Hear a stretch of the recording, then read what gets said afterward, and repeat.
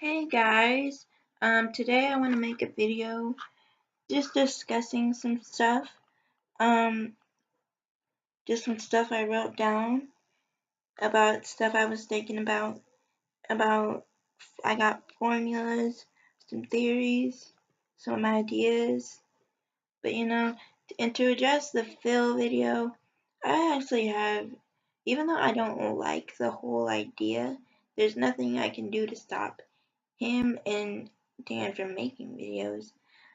But maybe I just would tune in less but I'll still support Dan, of course, as much as I can. It's not a big deal. It's my problem, not yours. Don't worry about it, guys. But just be wary. Be wary. Okay, so anyways, today I'm gonna talk about alternate dimension theory. Alright.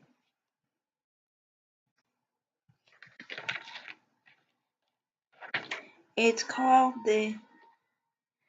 I think I have a name for it.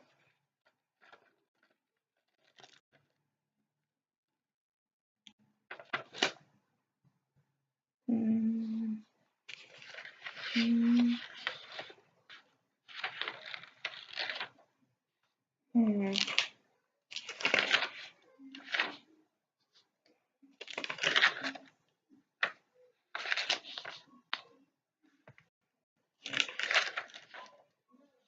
Okay, I don't have a name for it, but let's just call this the alternate dimension Higgs boson theory. I know. Now that I say that, it's kind of maybe it's already been discovered, but let me see what I got written here. Higgs boson field equals time space, and event horizon equals lifespan, and perhaps not seen equals alternate dimension. So the formula is H equals Ts over En plus L over S equals AD. It stands for Higgs equals time space over event no, not En, EH. Higgs equals time space over event horizon plus lifespan over seen plus life over seen equals alternate dimension. To explain that, alternate dimensions are space and time not seen by one's brain, but seen by others, unknown by the particular seeing brain pattern. In other words, things, places, and people we don't know events if it pertains to ourselves are alternate. So basically, what I think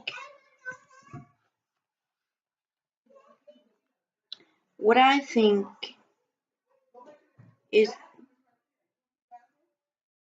what I think is things that we don't see in times that we don't see, even if it's a second speed up or a second slow down, things can sometimes look absolutely different. It's the way you look at things. So you look at one thing this way and look at another thing this way.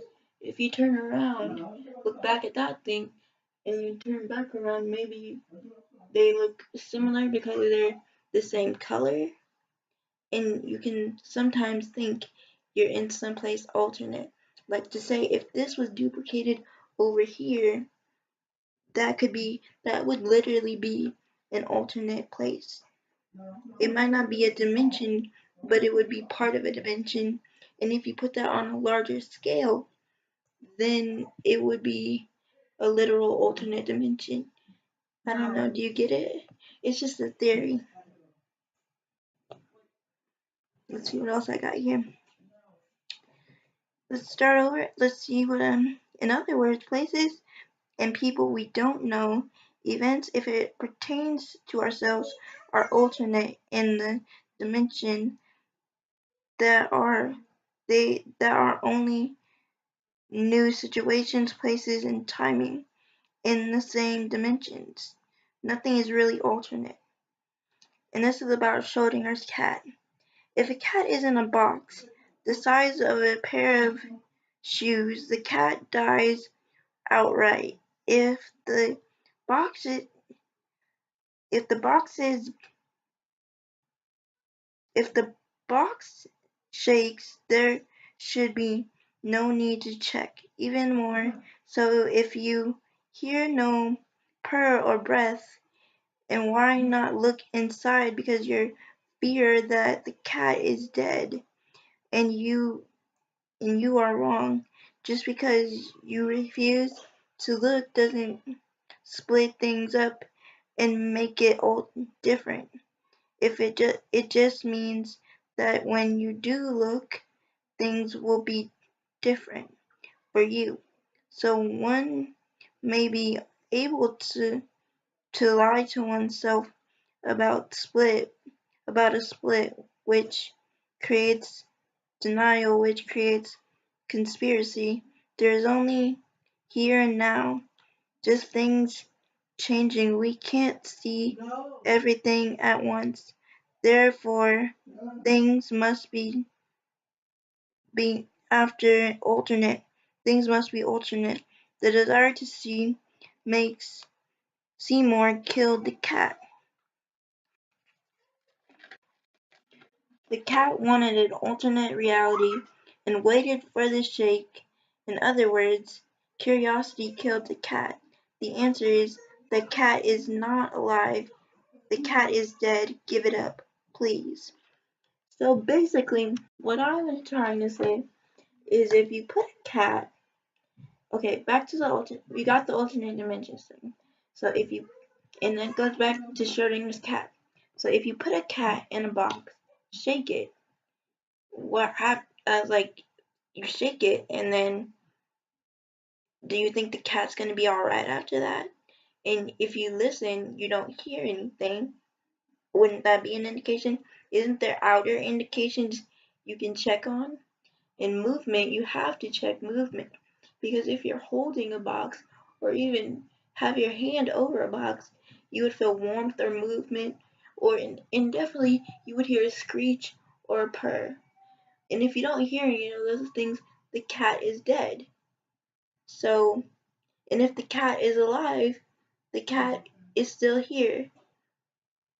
And either way, the experiment didn't work. So, basically, there's only here and now, no real alternate dimensions. It's just basically, you see one thing, you may think another, you see one color, see it in a different angle, it looks completely different. I've done it before. I started thinking about it because I saw it with my own eyes. With my own eyes, guys. With these eyes. But anyway, that's what I basically thought. And back to just to lay out the formula again.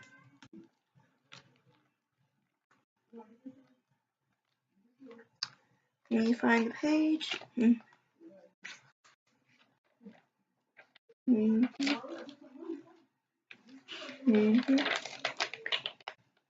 Higgs.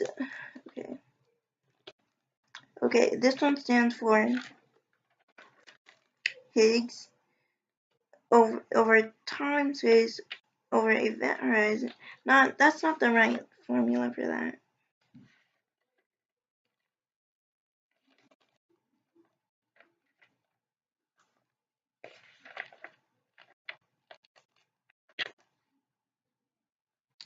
Cause I kind of got I didn't mix things up, but okay, basically we're gonna use the one I already wrote because I thought I had a better one. Let me see, one more check. Checking.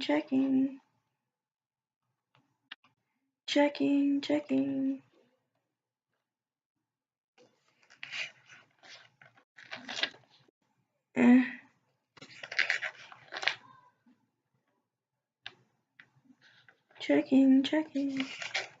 Checking.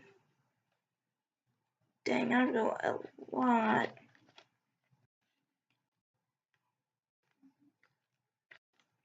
Okay, we're just going to use this one. So it does involve the Higgs field, the Higgs boson, because it's movement.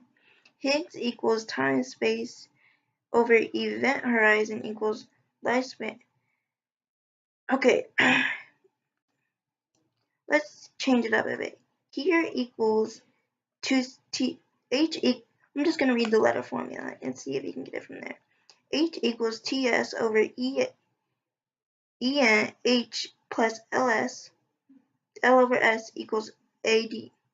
That basically means horizon equals time space over event horizon plus lifespan over scene equals alternate dimension. So that means the horizon that we're on equals the time span in the events plus the lifespan we see them and the space, which equals the alternate dimension. Okay, and that's basically all there is to it. It's pretty simple to me, and it makes a lot of sense. I don't see anything that else that can make more sense. And I've been doing research on this since I was really young. I've just been thinking about it. I do a lot of stuff pertaining to 90s culture because that's when I was born and that's what I invested in. But anyway, I had a lot of fun just thinking about this and actually getting to write it down. I mean, wow. It's amazing. And I've also finished a new video game design idea. Now, is it going to be in the works soon? No, it's not. But it's already planned out and everything. It's see, once you got that, it kind of rolls by itself. It's an automatic. It's kind of an automatic thing. To give you a little spoiler, it's gonna be called Bob Bob Bo Block's Yogo Adventure. It's a kids game, and it's one of those block platformers where you have to climb a mountain, and there's all these different stages, and each stage has a different trigger task, and it's kind of a really it's not intense. I wouldn't say it's intense, but I could see how it could be. But it's a really I think it's creative and innovative. Anyways, it's not a he's climbing a mountain, but it's not a normal mountain. The reason it's called Yogo is because it's a frozen yogurt snow mountain. So it's really a kids game. Really a kids game. I got the inspiration off of an idea of the kids my mom watches. I don't know if you can hear them in the back of the video, but at this age they love yogurt. Yogurt is the best thing. They eat it like candy. So anyway, I thought it'd be a nice idea for kids and have fun. But anyway, this was about science, and I hope you enjoyed my theory, and I hope it gets you thinking. Goodbye. Thank you so much for the support.